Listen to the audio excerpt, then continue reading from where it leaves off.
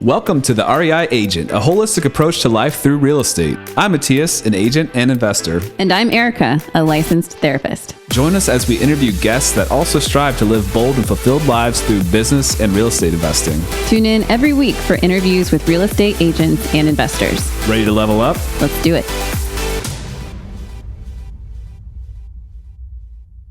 Welcome back to the REI Agent.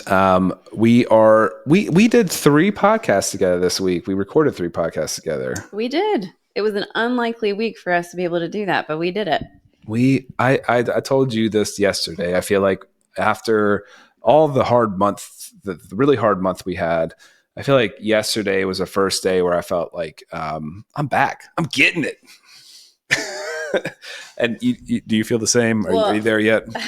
I think, yeah, I'm slowly getting back into it. I feel like yesterday was the first day that I felt like I caught up on sleep for the most part. Everybody was back in school. I got back to my routine. I feel like we're feeling pretty good. I did a really good, I had a good time on the workout yesterday. I'm a little bit sore today in a good way. Yeah. It feels good. Yeah.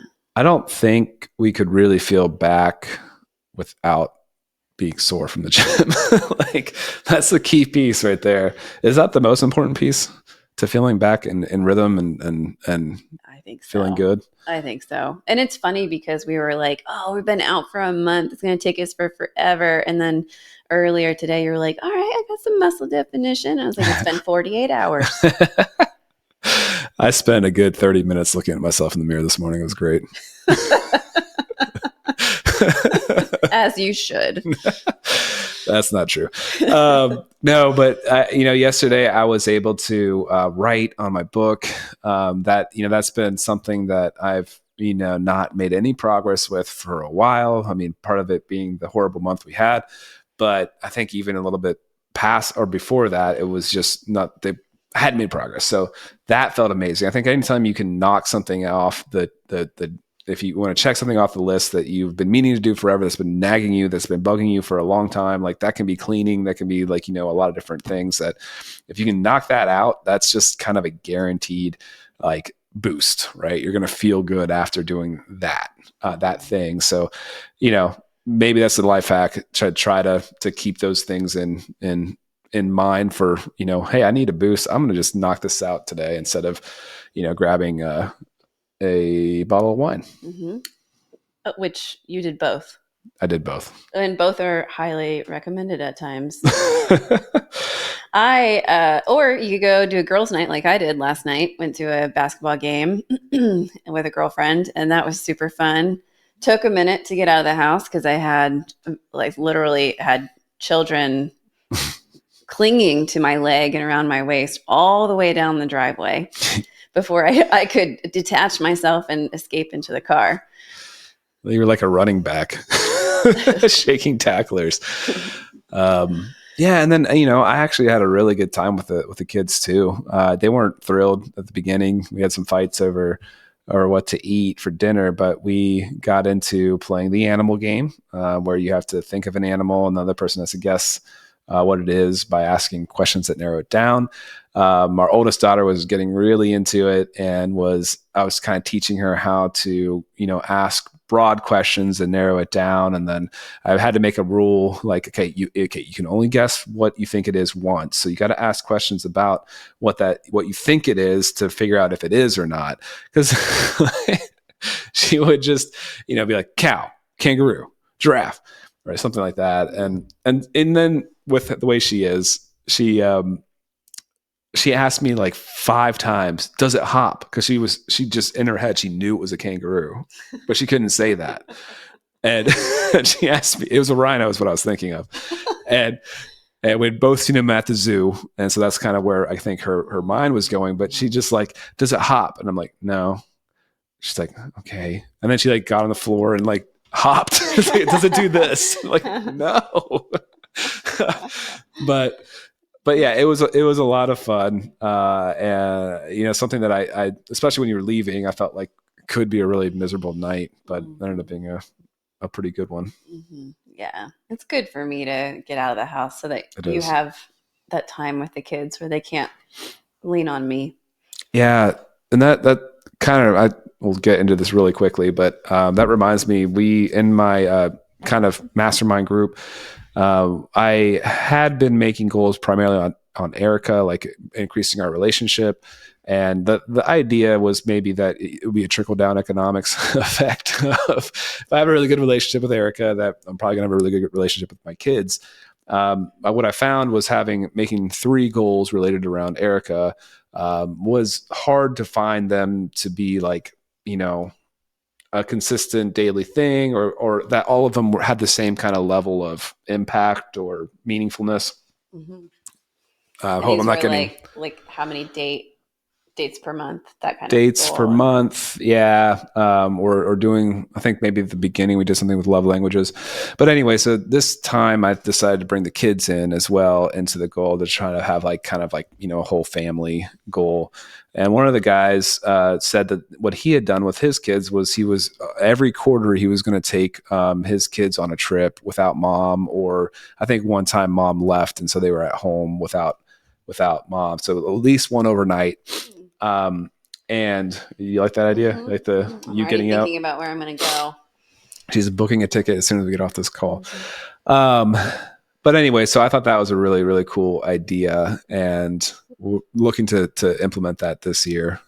So hopefully you'll be hearing about, what that looks like here in the weeks and months to come. Mm-hmm.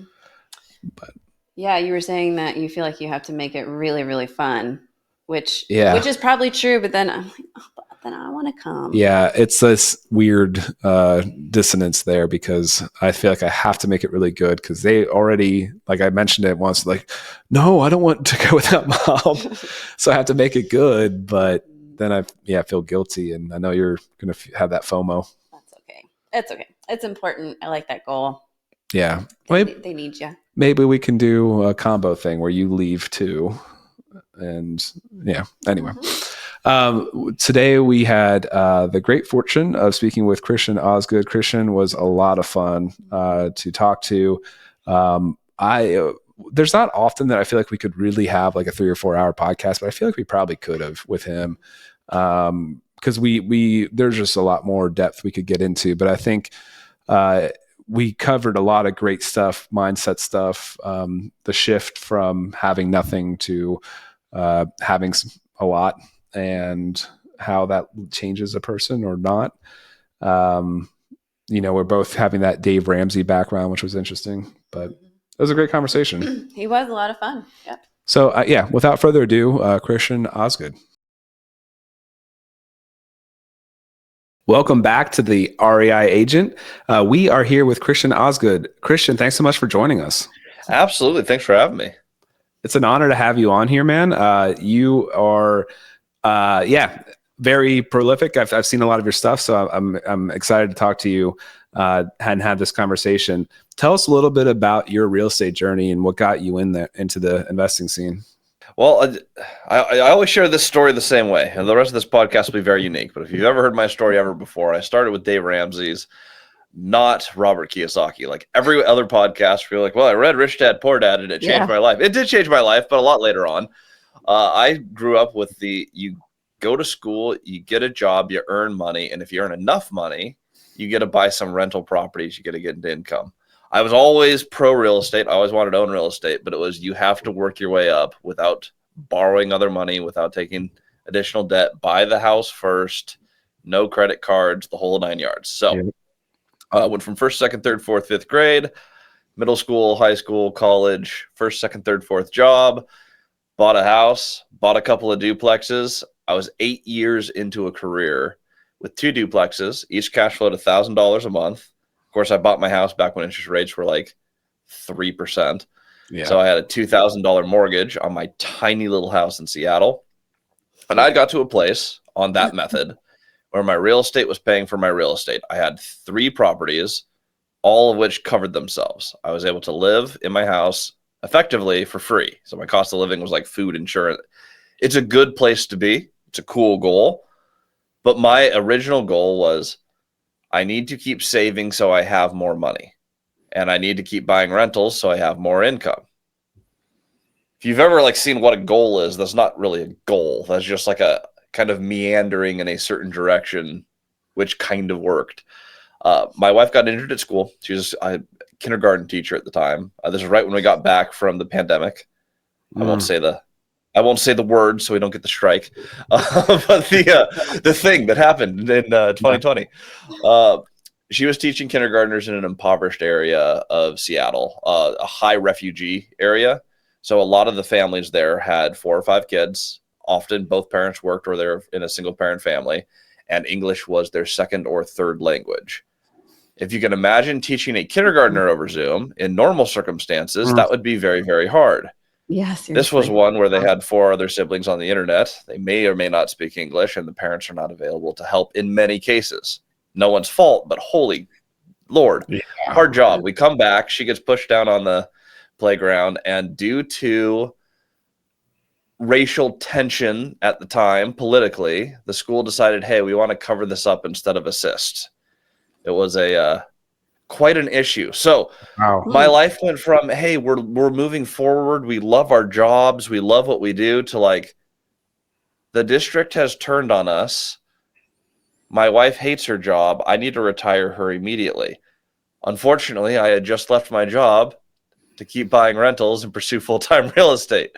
So we went from the whole save, earn, scale a career to, hey, our income's about to drop to 0. How do we solve this? I can't do it one duplex at a time. This method is no longer the correct vehicle. And that's where I got to where I'm at today. My next deal was 38 units. It was seller financed. I bought it for $2 million. Raised $300. I'd never raised money before. I didn't have any friends or family with money, so it was from 3 people I'd never met before. Okay. 11 months later, that building appraised for $4.1 million. We used the refi to buy out the investors and pay myself about $350,000. By the time I'd done that refi, we'd already bought 50 other units, and away we go. So the vehicle changed because life changed. It had to change. And so that was the big lesson. Set a clear goal, and the goal has to matter. And that goal really, really mattered to us at that time. Yeah, I just have to say, we also started with Dave Ramsey.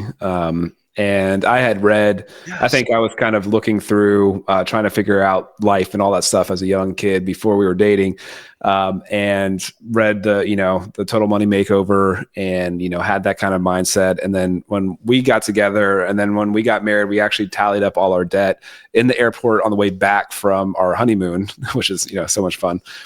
So we were like, $120,000 of debt, and we were making like $50,000, $60,000. So we had just bought a house as well. And so all that to say is, like, we tackled that, paying that stuff off for the next couple of years. And I guess my transition away from that line of thinking was maybe more gradual. I think I just kind of slowly understood debt and all that kind of stuff a little bit more and more. The more I read, the more I became an agent, investor, et cetera. Just kind of moved away from that a little bit, or graduated. Is kind of the way I think of it too. It's almost like an financial 101, like, where it's not necessarily, it can help people. It helps a lot of people. It can be a decent thing for people to do, but you can get a lot more sophisticated, which is what you talked about. But it sounds like you kind of you like flipped a switch, and it was just like all of a sudden you're going all out. Yeah. Well, I would say too, I mean, Christian, what I heard you say was life threw you a curveball you weren't expecting, and then you were almost forced to pivot. Well, it's kind of funny. One of the core things of Dave Ramsey's is how to set a clear, specific goal. Like, that's like one of his main things. I'm like, how did I miss that one? I thought the goal was okay, scale the career and build rentals. That if you actually go back and read the book, the thing that I did really was his step 1 of define clearly where you are going, which requires a destination, a timeline. And I added to that, what is the actual monthly cost to live the life you want to live? Like, for me, it's about $15,000 a month. I'm like, well, 8 years, I've generated 2 through real estate. So this method works. It doesn't work well enough for where I'm trying to go. So then, what are the other vehicles to buy real estate, and what's the correct vehicle to get to where we want to go? And that ended up being larger buildings will make more money, because you can't have more bottom line without more top line.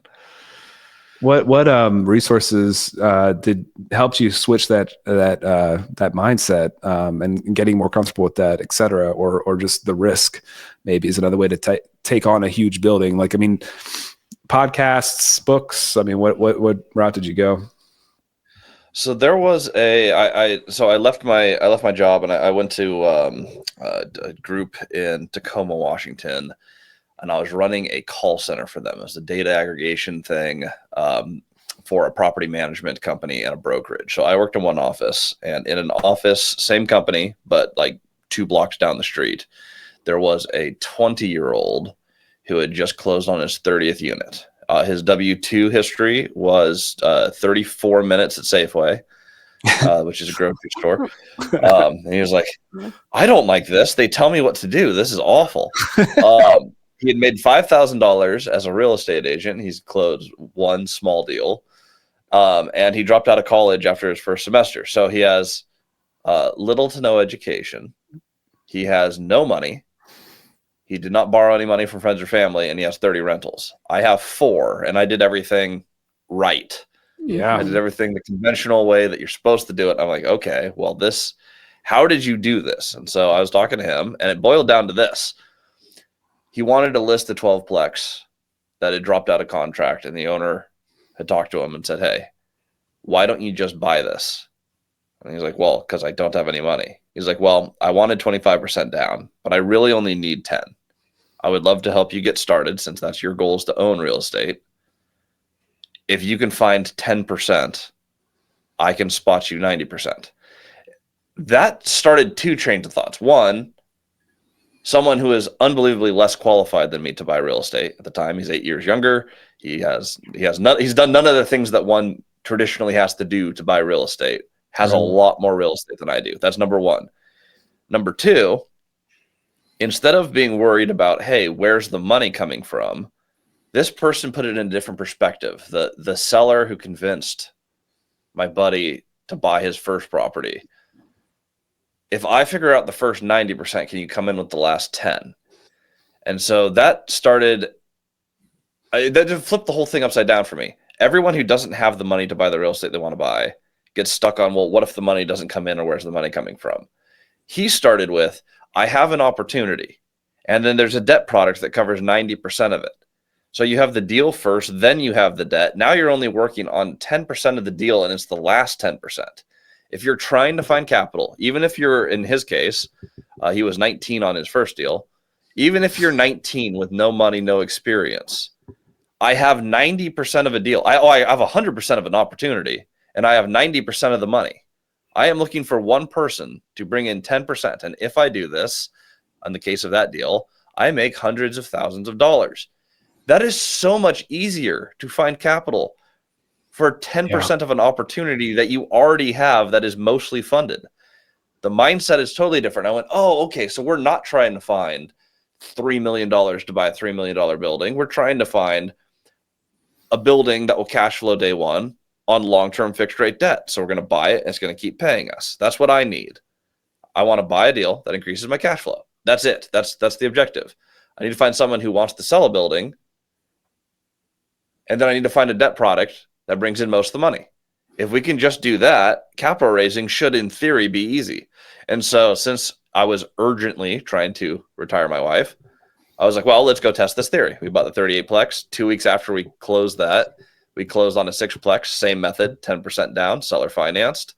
Then I closed on a 7-plex in Seattle for $1.1 million, 3.5% down on a 3% interest rate, seller financed. And I was like, wait a second, this keeps working. We did this in 3 months. We did 3 deals in the same 3 months, close. Wow. And I was like, this, I believe we have proved concept. And then we did this, over the next few years. We did it in Central Washington, Western Washington on the coast, Dallas, Houston, Laredo, McAllen. I was like, okay, it's not market specific and it's not luck. We've done the same thing for several years, again and again, in different locations, in red state, blue states, big cities, tertiary markets. I'm like, apparently this is going to keep working. Good news. But that was the theory. Deal debt equity instead of find the money, match it to an opportunity. It was find an opportunity and then tailor the money to the opportunity. That was the thing that flipped for me. And I was like, okay, this is going to work. And it's kept working for me and a lot of other people. Well, I am curious to hear what those early conversations were between you and your wife when you were first starting to do some of these transactions. If this was clear to her also, and she was on board, because I was listening to an earlier podcast of yours, and you were the guest and made the comment, a confused person says no. And just curious what that process was like between the two of you. It was so easy for my wife and I, it was such a blessing because it's not for everyone. Sometimes there's a lot of tension there because it's a huge mindset shift. Right. My wife and I remember the conversation specifically. It was with the 38 unit. I was like, okay, this is the first time we're taking on a deal where I can't earn my way through it if it doesn't work. The 2 duplexes in the house, I've proven through my career I can go out and I can earn enough money. So if all of our tenants left, I can still spot the mortgages. Like I know that I have the ability. The 38 unit, if everyone left there, I can't support that mortgage. That is borrowing too many millions of dollars. I can't do it. So that was a jumping off point. I talked to my wife about it. The first thing we did is prayed. The second thing we did was we just talked about, okay, how did we get to where we're at today? What do we know that we can do? And our conversation, it was about 15 minutes long. It was not a big challenge. It was, okay, we bought our first condo. We moved out of that condo. We bought another house. The one thing I know that we can do is buy another house. We started from zero not that long ago. We can already do the things that we've done. Our goals are bigger than where we're at. So I think we need to go for this. And we were both 100% on board immediately. It was just like, okay, if it fails, the worst thing that can happen is I lose the house. What do we know we can do for a fact? We've bought in 2 houses before that we've lived in.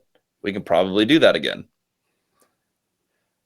Never lever or risk anything you're not willing to lose, but both of us were 100% willing to start over again from zero and take the risk. That was never a tension between us. We loved our little house, but I could buy another house that I love. And my wife was on the same thing. She's like, we can start over again. We have the skills and the ability. Let's just go for it and see what happens. I believe her exact word was, I want to play the game. And I was like, I do too. Cool. We have literally had that same conversation. I think that that period of time, the 3-ish years that we paid off that $120,000, really, like, we lived on so little, and it was actually one of the happiest times of our lives. Like, we were just so focused and like kind of determined and on the same page about stuff that it just was really, for some reason, even though it's like seems like, I think from the outside, our friends were all like, what are you doing? It's like, you can't come out again. You can't come out. And it was seemed like it was a miserable thing for other people looking in, but to us, we were, like I said, really happy with it. And we've talked about how, like, we've done this, so we could go back and we could start over. That doesn't really scare us either. Yeah. We've talked with other friends too, who have come from like generational wealth, and neither one of us, Mattias nor I, do. And in many ways, it seems like it's almost helpful to start from nothing, because then we know we can do that, and we're happy with it, and we don't really need any more. But then it makes it almost easier then to take more risks moving forward, because then we could live in a tent and be fine, probably. Isn't that the most interesting thing? And I have found, so I ultimately, what we did for all of these deals, you have to go from being an outsider to an insider. The best deals trade to like people that you know, like, and trust. Like, if I'm going to sell a building, I'm going to call the people that I know before we list it and pay an agent to sell it. Not that I don't love paying agents, because I do. Agents will do a lot of work for you if you consistently make the money. I love paying agents. But on a deal, if I can just sell it to someone who I already know, I'm always going to. And it always goes at a little discount, because it's someone you know, like, and trust. You have less fees. You can just, the best deals happen that way. Sure. That's how most seller financing happens too. It's to people that you trust enough to not screw it up, so you don't have to take the property back. No one wants to go legal on each other. Right. You want to, especially on a low down deal, the lender's risk is higher, so they have to have some amount of trust in you. So I have found that is the method. And now, while I'm getting all excited about this, I'm like, don't lose the point, Christian. When you're getting in here and you're building these, and you're focused on the relational side of the business, I have just found that one, the game is way more fun. Two, you move forward in a way just like building a career. It's exactly like building the stability of like, okay, I have these skills now, and now I have this job, and this job will help me get to the next job. If you're just really connected in the thing you do and you have an abundance of opportunity, the risk does go down. Like my ability to start over, and you know, I've tested this, right? I've moved to another market, and I have over 150 units here.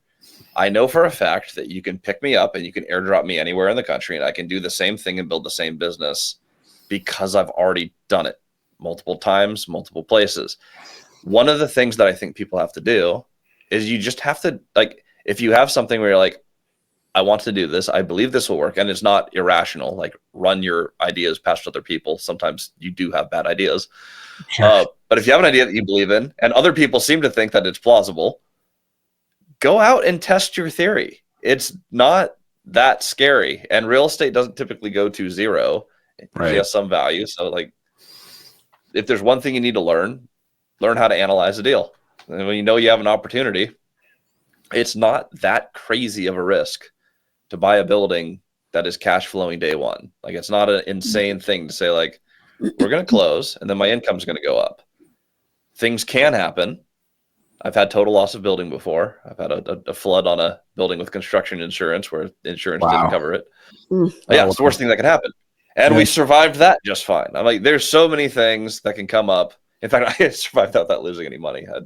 The other partner bought me out and then sued the insurance and won. So everyone actually still, I had no loss on a total loss of building. But like, of all the things that can happen, even if the worst thing happens, you can usually survive it. But when it's real estate, it's like, buy on good principles and then don't put all your eggs into one deal. You know, buy more than one building.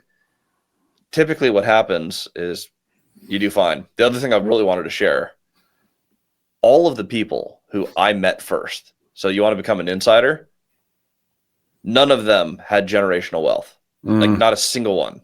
To your point earlier, Erica, it wasn't the people those are the people who are always scared to buy a deal. They're all typically people who are like third, fourth generation, unless they've been trained really well by their families. A lot of them are like, boy, I'm really waiting for the market to do something, or I'm over here sitting on the sidelines. Yeah. The people who really take the field, the first 3 owners that I met who I bought from, 2 of them immigrated from another country. English is their second language. They moved with no money. One of them was a potato peeler for $5 an hour. Wow. He has a book in his house that he bought for $3 million that he displays on his walkway. Now, I'm not all about material things, but it's like, for context, he went from peeling potatoes for $5 to like, I can buy a decorative book for $3 million. Like, that's insane. That is kind of insane to think about. Yeah. I don't know any generational wealth people have done that. It's all people who came from the bottom and made it to the top. It is a different mindset. Yeah. And I love it when people are like, hey, I started here. I'm like, oh, okay. So your risk tolerance is different because you've had nothing and you've had something and you're okay with both. Yeah. Yeah. That's a really good point. I hadn't really thought much about how like not having anything gives you that comfort to not be afraid of going back. That's a really, really good point. I think there's also just a certain grit that comes along with some of those immigrants. I was thinking the same thing. I have friends too that, you know, have really been self-made and just have this like this work ethic that's, you know, so much more than most people. And I have to imagine it's just part of that, you know, part of like coming from nothing, seeing all the opportunity here too. Like if you're coming from a country that there aren't many opportunities. I mean, even, you know, I spent time in Europe and you get kind of boxed in a career. And most people don't even own real estate, you know, like there's like so many renters, all that kind of stuff. It's just a lot harder. There's not really low down payment options, those kind of things. So if you have that kind of experience of, you know, why wouldn't you take opportunity and with all these opportunities around you? I think it just maybe that's a perspective shift. It's some sort of grit that people have. That's, you know, I like to be around. It helps me be motivated as myself. Mm-hmm. Almost always the people who are least qualified to succeed seem to be the ones who are succeeding, which I guess technically means everyone who's feeling stuck, who has all the traditional advantages, it has to be you, right? It has to be something in your head that's holding you back, as people who should be succeeding, who don't have your advantages, who don't speak the language, who don't have any money, are the ones who seem to be 20 years later, the ones who have all the real estate and have the successful businesses. And you see that not just in real estate. I mean, you see that across all sectors of business. There are a lot of people who have nothing, who create a lot.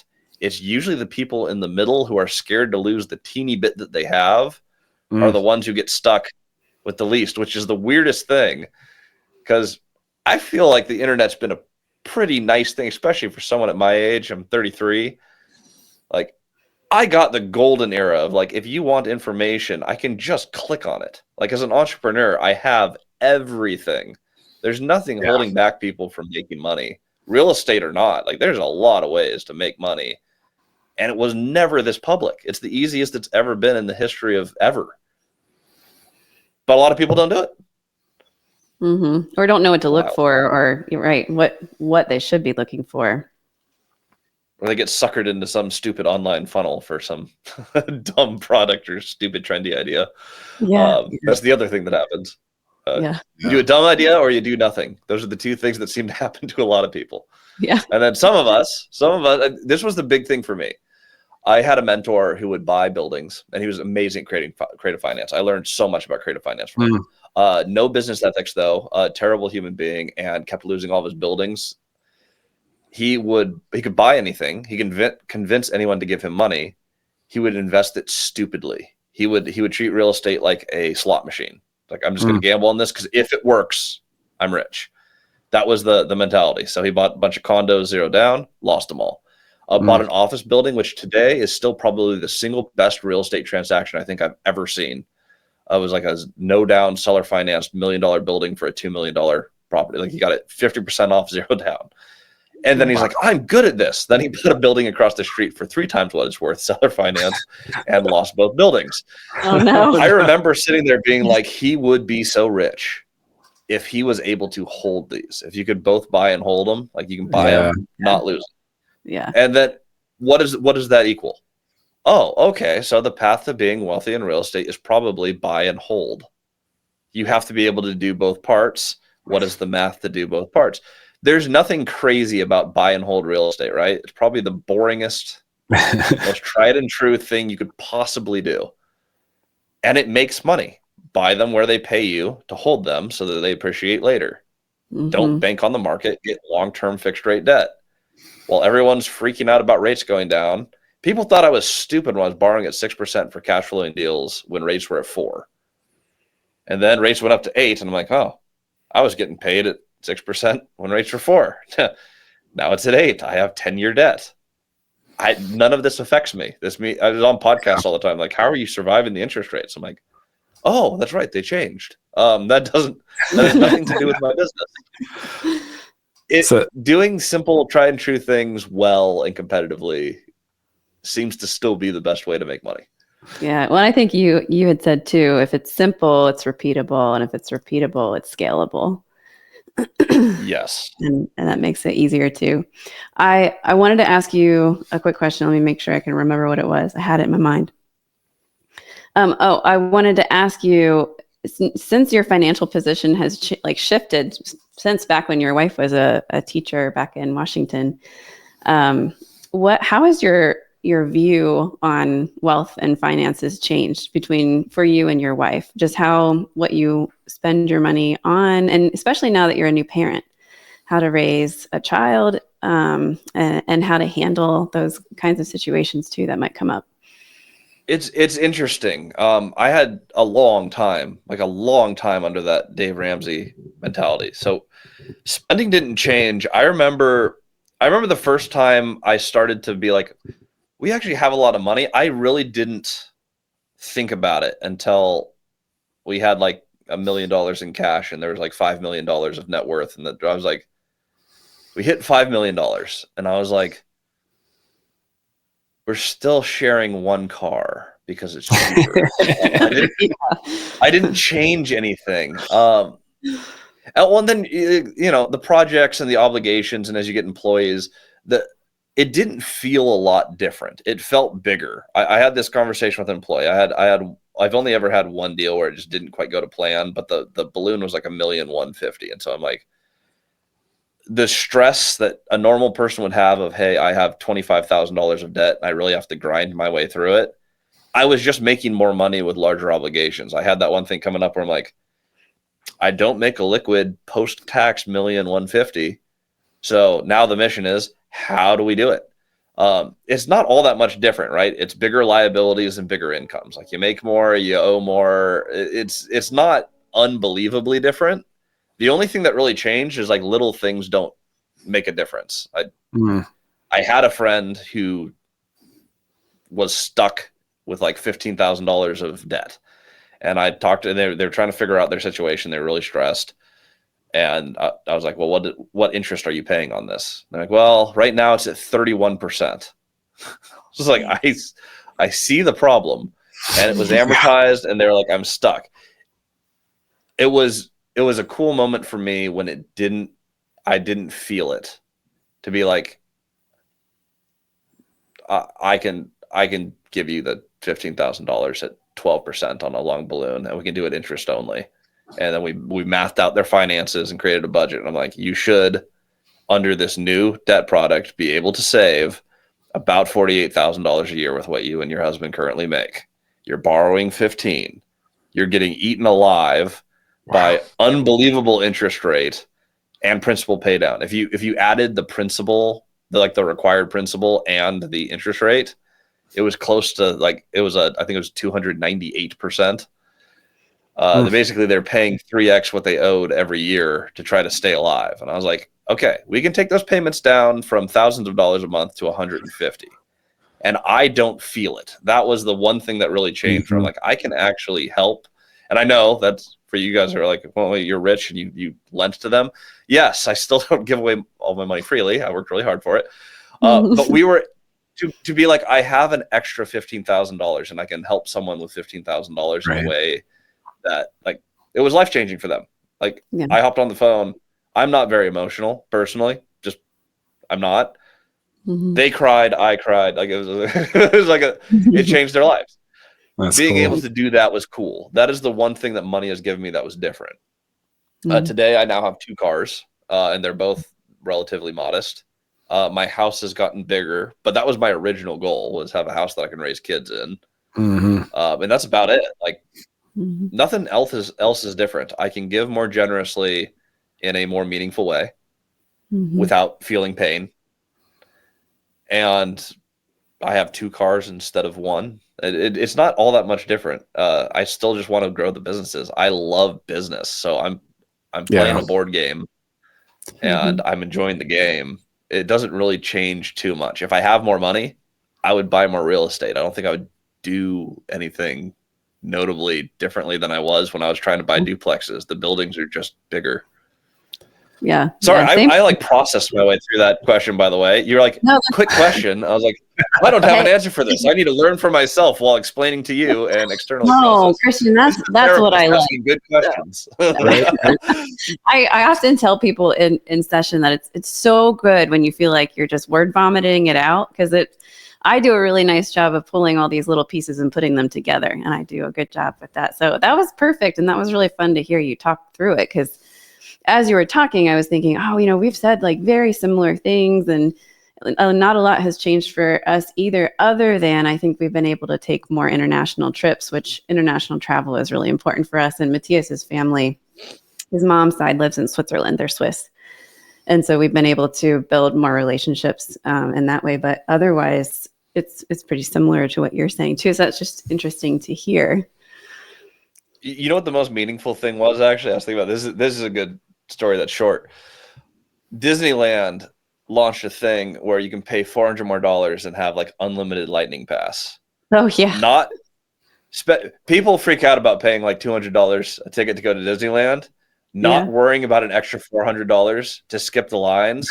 That's when I was like, honey, we made it.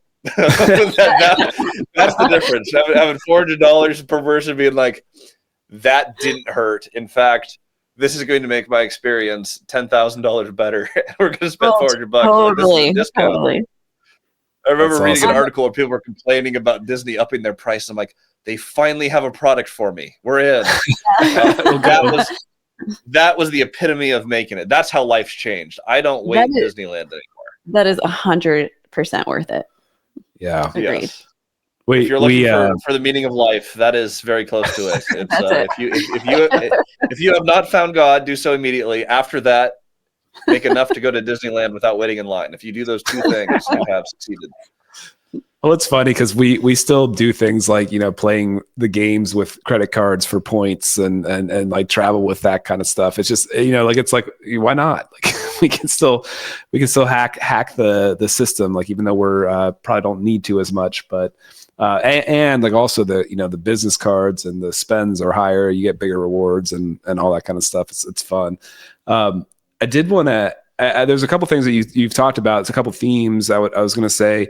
One, you talked about it not being very different from like where you started to where you are. It's just bigger numbers. And I think that's, and you also referred to it as a board game. I think that's one thing that people often don't get either when they're starting and they have all the fear is that, why not scale? Why not go big? Like it is very similar. If the math checks out, if it's cash flows well, if the deal works, why not? Just because the number's bigger, is that just scary? And that's, I think a lot of people get, stopped there. And I think it was Brandon Turner that wrote that, like, you could do the doubling game or whatever. Like you buy a duplex, then buy a quad, then buy 8 or whatever. But there's no real reason. He calls that the stack. Is that what he calls that? Yeah, that's what it is. Yeah. But yeah, I mean, like you're living proof that you don't need to. I mean, I think it's just if you can understand that you're making a good move and have the education and then, have the courage to do it, there's no real need. And the other thing that you said, I think is great is it's usually not a zero sum game. And people think they're buying $1 million property that they could lose $1 million. It's a big risk, and it's, rarely that kind of thing. It's if you end up like, on a flip, we do flips and those kind of things as well. It might be that you don't make as much money. It may not be worth the paycheck at the end of the day because of all the headaches and the work and the time. Or you could lose a little bit, but it's rarely like, you're making a $200,000 investment and you're going to lose, you have the potential of losing $200,000. It's pretty rarely that. I wanted to ask you as well, about have you pretty much only bought with owner financing, or have you gotten other types of debt as well? Have you gotten, non-recourse loans, anything like that? So 16 of my last 20 deals were seller financed. It's my favorite tool because you get to name the price, the terms, the interest rate, the balloon, any special clauses you want. And there's no financing contingency because the financing is agreed upon before you go under contract. Like, it's the best product of all time. Yeah. That being said, you can't seller finance every awesome opportunity. People do, in fact, need to be cashed out sometimes. People 1031. Seller financing has 3 main avatars. You have people who are scaling up, who have money, but don't need their small stuff anymore. And that happens all the time. They're like, I don't need to manage this 6plex anymore because I'm buying 70 unit buildings, but I have money and I can seller finance, and a note would be better than managing the property. Happens all the time. People who are downscaling, typically they're a little older. They're usually doing estate planning and they're saying, my kids want the single family stuff. They don't want this mid-sized multifamily stuff to manage. So I'm already rich. I've made my money. I'll seller finance it. Or it's people who have high equity positions who are struggling to manage their property, and now you're solving a problem for them where the property's not bankable. Sure. That's like the 3 things that you would get seller financing for. If they don't fall into those 3 buckets, it's very, very unlikely that seller financing is the solution. I have done all of those deals, $0 out of my pocket. 2 deals we destroyed on price. I bought a mobile home park, or an RV park, more specifically, on the water, beautiful location, beautiful RV park. Needed a little bit of love, but like location's 10 out of 10. Bought it for $300,000 because I had a failed septic system and the owners were drowning. Bought it with hard money. Okay. I borrowed $600,000, so I got 200% loan to purchase price. I don't sell properties, but we got an offer in at $1 million too. I borrowed $6 and made $6. That's a fantastic deal. You could do that with hard money. If you can prove, hey, this thing is worth over $1 million, you can borrow 600. I borrowed at 13.5% and it cash flowed day one. That's insane. Those don't come up all the time. I did it with a hotel conversion as well. I bought a 30-unit hotel in a prime area with a failed roof for $1.6 million. I borrowed 120% loan to value, which replaced the roof and the electric panels and the interiors and the mini splits. Was that hard money as well? Hard money. I don't do a lot of that because it doesn't hit the long-term financing thing. I have to have a deal where I have the next debt product already lined up before I close. And then I bring the teams out and I'll do those. So that's why I've only done 2 out of the last 20. When it happens, it happens. You have to get a screaming price to make those. Yeah, sure. Then on the ones that are pretty good price and in pretty good condition or occasionally in great condition, I just bought a deal, 44 units, actually Class A, like full clubhouse with gym, internal office, huge 2-bed, 1-bath units with all the,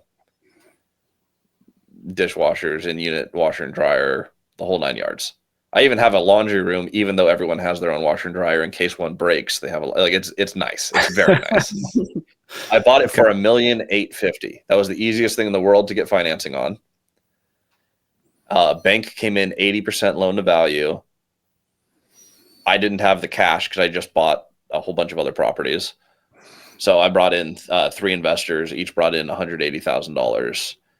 First money in, first money out, which means at refi, they get paid out, and then all of us just own the building $0 in. So that's a long-term partnership. We're all staying partnerships. But the point is, you can do no money out of pocket seller financed. You can do no money out of pocket. I've done 100% seller finance before too, one time. Very rare, but you can do that. Yeah. One time, tiny building.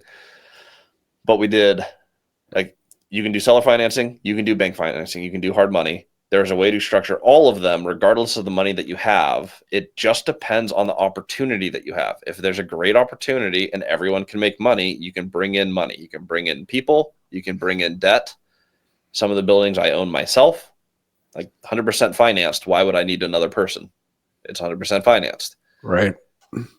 This other deal, I'm like, we can buy this beautiful Class A building at half price that cash flows day one, but I only can bring in 80% of the money as debt. Otherwise, the cash flow stops. But there's a ton of upside. We'll bring on some investors. The point is, you have not a million tools, but you probably have 10 or 15 different ways to take out a deal, regardless of how much money you have. Sure. Find the opportunity first. Yeah, that makes so much sense. And I think that's something that, even as an agent, understanding even just different loan products that are kind of more standard makes you so much more valuable to your clients. And when you get into this kind of space, especially, just having some knowledge about how creative things can be. That's one of the things I love about the owner financing stuff too. We have a deal that we did, owner financing, that required 3 different parties, and it wouldn't have worked for any of the parties without all 3 being involved. It was just a really unique deal, and I think that's the beauty of it, is that you really, all the terms are on the table.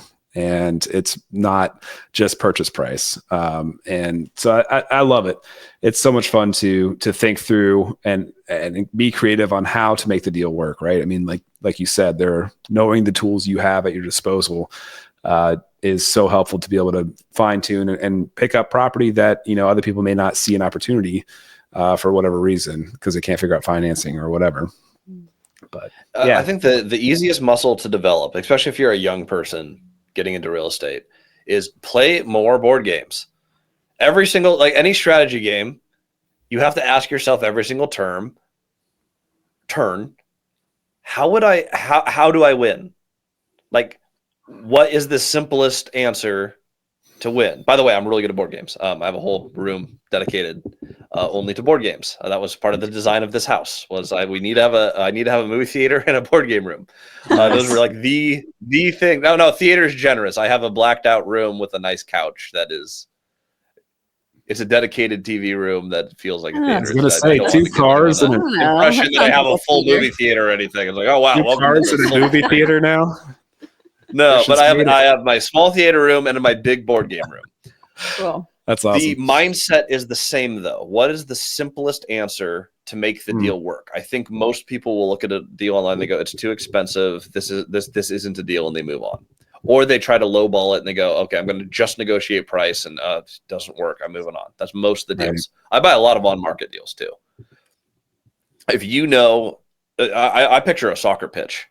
I know what a goal is for me. A goal for me is long-term cash flowing fixed rate debt. It's always that. It's I'm going to buy it and it pays me day one, and it's going to keep paying me in perpetuity forever. And then one day, because properties do appreciate over long periods of time, regardless of what the market does, it will be worth more, and it paid me to get there. Like, that is my goal.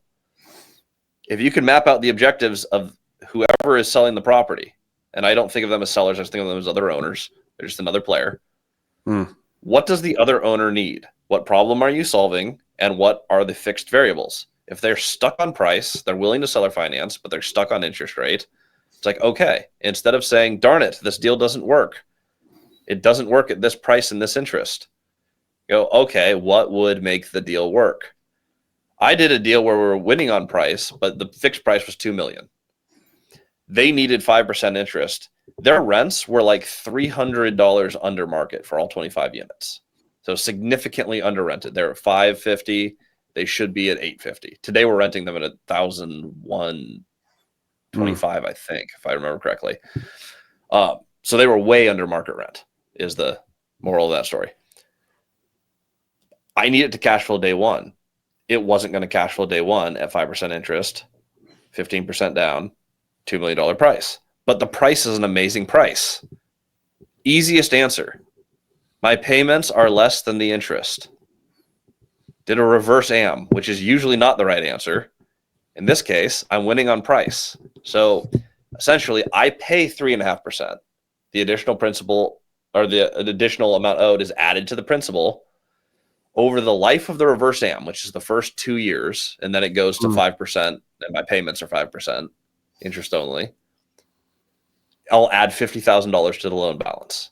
So the math was, would I buy this for $2,050,000? The answer is yes. I absolutely would buy this for $2,050,000. I had a way to write the deal, simplest way possible. I'm like, hey, would you accept a ladder of 3.5%, then 4, then 5? No, I would not. I need 5% interest. I'm like, okay. What if my payments were 3.5%, 4%, and then 5, but it was 5% interest? You just say yes to everything they need, and the deal closed. And now that deal is making that deal cash flows $7,500 a month. That's a great deal. That's a great deal. But it was the easiest answer. It's just like, what is the simplest answer? I need to cash flow. It doesn't cash flow right now. How would it cash flow? I pay less. How would I pay less? I'm going to ask them if I can pay less. Like, it's not like it. People make it sound like it's this incredible thing that we do, where it's like you do these creative deals and you're like a wizard. It's like, I'm so dumb that I can't think of anything more creative than the simplest answer. It's like, I'm not that. It's like, what is the dumbest thing that we could do that they could say yes to, so that we could say yes to everything they want? That's all it is. So if you like mapped it out on like a whiteboard and said goal for me, goal for them, I literally have drawn this as a soccer pitch before. The actual pitch does nothing for you. You don't need the middle of the field for this. But I draw it out and I'm like, what are my goals? What are their goals? If you just go, where do we both win? Right. I'm going to jump ahead. I know later you guys are going to ask for like a favorite book, but I'll choose a different one. I'll choose a second favorite book. My favorite book, Never Split the Difference by Chris Voss. That redefined negotiation for me. It wasn't just I have to win everything, which I do because I need to cash flow every time I buy a deal. Has to make sense. How do I never split the difference for them either? Is there a way that we can get a perfect 100% win-win every single time? If you propose, like you correctly identify what they need and what a goal is for them, if you propose what they need and it falls within what you need, you get a yes every single time. If you get a no, it means you've misdiagnosed what they need. There's no amazing psychology to this. This is like negotiating with a toddler, right? Like toddler wants bottle, get bottle, toddler happy. I don't have a toddler yet, but I have a 3-month-old. It's like, I understand where the goalposts are. It's not different with adults. It's like, if you get what you want, you'll say yes. Yeah. You know, we If you just spend did the time to get to know what they want, you're done. We just did a podcast earlier this week with Rosie Noel, who's a Clifton Strengths coach, personality coach. Oh, yeah. And I'm just sitting here thinking, oh my gosh, you would have to be like so high strategy. You know, you do such a good job of thinking about like, you know, how do I make this work and how do I put these things together? But you also seem to be very observant and you notice the things around you, what other people are doing and how they do them well and figuring out how that works and how you can do it. And you just seem to have a brain for it. That was a learned thing. So there's something called, I'm not going to coach everyone, but super briefly, call it the square drill. You have like 4 boxes. You have the things that, so you basically write out as like, no, don't know, no, don't know. And then all the intersection areas, like what are the things I don't know that I don't know? Well, you only find those by getting around people who know the things that you need to know. So you need to identify, what do I not know that I don't know so that I can start actually learning it? Then you go into like, okay, what do I know that I don't know? Okay, I'm going to start learning it. The things that I don't know that I know, which is the most confusing box, but that essentially is just like, I haven't mastered this. I know it's here. I understand the concept, but I haven't actually put it into practice yet. I haven't executed on the idea, which is where most people get stuck. Almost everyone gets stuck there. That was me buying the 38. I'm like, I understand how to underwrite a deal. I understand renovation. I have not done this project before. Then you do the project and now it's something that you know. I actually have a map. Like I have one whiteboard in my house that is just the square and I write stuff in it all the time. When you identify it that way, you just learn faster. It's just a learning hack. It's not interesting. It's not even like having a brain for it. It's just like, I have 4 boxes and I move things through the boxes faster than other people because it's visually in front of me all the time. I'm not kidding. Just play more board games. If you're not rich yet, play more board games. That's the answer to everything. Like I grew up playing Magic the Gathering and Warhammer, which are like super nerdy games. Like you got to like write list and balance your points. You know how to do that. Real estate is so much easier. You have 3 resources. You got cash flow, liquidity, and equity. That's it. That's the whole board. Yeah. That's easier than Settlers of Catan. You have to balance like your wheat, and your sheep, and your bricks, and you're building like roads. Complicated game. That's amazing. Christian, I mean, maybe it's the first time doing a creative deal like this, but I know that I spent a lot of time coming up with. It was more than just the 3 parties that bringing the capital, bringing the seller financing, and bringing the the management or whatever to the table, but. I thought through a few different things. There was like, it's a 2 duplexes put together, how we can stack the capital or stack the debt on one half as opposed and leave the other one free and clear. All these different things that, at the end of it, when it all kind of came together, it was such an awesome feeling. So I imagine, do you still get that or is that like kind of just another day in the office for you now? Like, did you have that experience when you first were putting creative things together and you found that win-win? You found that where everybody was, getting that strategy to, getting the yes? Or is that still something that gives you joy? The planning phase of the game is still the one that I have the most fun. Yeah. This will be the last board game analogy I do, I promise. But on any game, I always enjoyed creating the list or building the deck or coming up with the strategy more than I actually enjoyed playing the game. The actual, like, how are we going to make this work? The intellectual drill of putting it together. And then when your plan fits, when you're like, hey, the thing that I wanted to execute on, I found a way to make it work within the parameters of what we're doing. That's where the fun is. I still like when you have a deal. And the more you do this, the faster you see the solutions, right? Because you've thought through this before, so it's not, you have the muscle memory. When I find a deal and I can look at it, especially when they've been on market a while, so I know everyone else has already taken a look at it. I'm competitive. I look at it, I'm like, when I look at it and I see it, and I'm like, I know how we're going to close this deal. I know we're going to get a yes. That is still my favorite part. I only do 3 or 4 deals a year because I buy larger buildings. So for me to buy 150 units in a year, I need to do like 4 transactions. So I'm transacting once a quarter. I only get this endorphin hit once a quarter personally. So for me, it is always fun when you see it. And I'm like, I am 100% confident that we're going to buy this deal. And I see how it's going to come together and it makes perfect sense. And then you propose it. And they don't even counter. They just come back with yes. I'm like, we did it. It's still my favorite part of the whole thing. Yeah. And then you go through the due diligence and you do the underwriting and you do the part where you play the game, which I hate the middle of a transaction. I always have. I hate all the part where it's like, okay, well now you have to go to work. Yeah. But then you have after the property, and now you go back to the rewarding part of, because it's profitable, I get to reinvest in this community. I get to make the properties nicer than the prior owner did. I get to run it better than the prior owner did. My tenants are happier. My buildings are nicer. And as a bonus side effect, we're making more money. I love that piece. The middle, never enjoyed. Sure. The part where we pull up all the bank statements, I can do it. I can do it well. But man, that part where you find the thing where everyone wins and you propose it and they say yes is still it's best feeling in the world. Yeah, I can completely relate to that. When we put this one together, man, we could talk for a lot longer. Like I've got a lot. I get excited and every answer I have is long. I only know how to speak in stories, so my apologies. No. I've got so many follow-up questions. We will have to do a part 2 or something, but so we heard number 1 book. What's number 2 favorite book? Jordan Belfort, Straight Line Theory. So Wolf of Wall Street. Okay. He wrote a book on selling. And the funny thing is, none of my favorite books are real estate books. They're all sales and negotiation.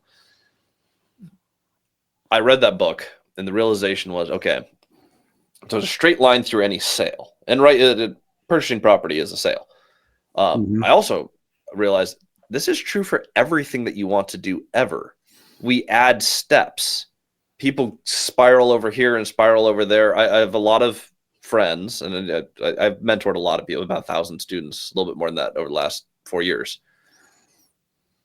The most common thing people do is, hey, I feel like I need to wholesale to get money to buy a property, or I feel like I need to become an agent to become an investor because I'm going to build this client base and relationships. And that is a Dave Ramsey go to school mindset.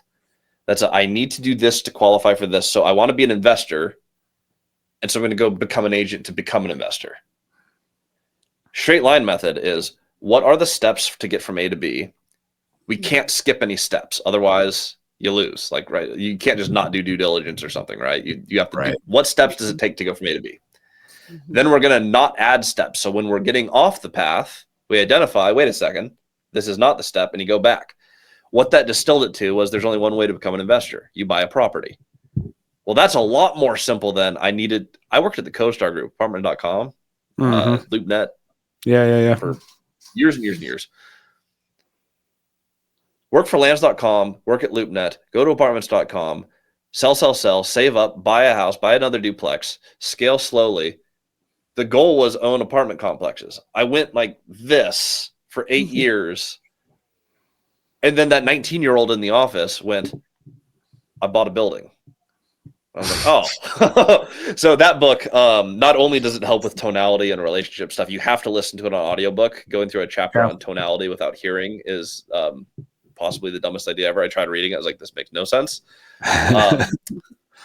Straight line method, Jordan Belfort, that changed the way that I approach life.